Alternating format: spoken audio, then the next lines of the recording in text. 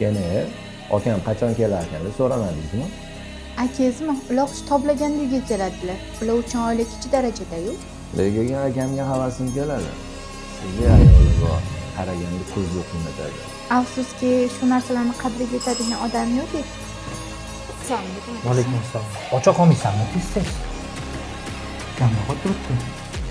Assalomu alaykum. Aka, yaxshi keldingizmi? Va alaykum assalom. O'tirur ukam, mana shunday 100 qo'lim yuvib chiqing, qara. Poypoydan to'g'rilib ketsiz. Yaxshi keldingizmi, adasi? Rahmat. Ko'cha ham siyosat ukam. Ha, nimasini aytasiz aka? Ko'cha ham 50 bo'lyapti. Shunaqa qizdiryapti, men ham zo'rg'a kelib oldim. Ne bir og'iz so'z o'qimading, kuyovim kelganingda oshqola stolni chiroyli qilib yasatib qo'ygan bo'lardi.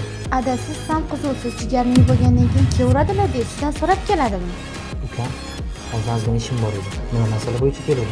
Yo'q, masala emas, просто tinchmisiz, qanaqasiz ko'rgani keldim-da aka. Kelib yaxshi ish qilsan ukam.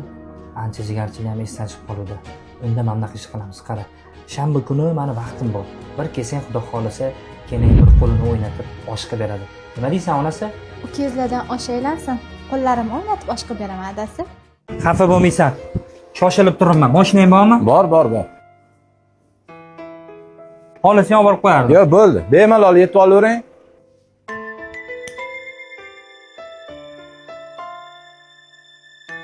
Kene, mashinam kaliti qolib ketgan ekan. Shuni olib bera olasizmi?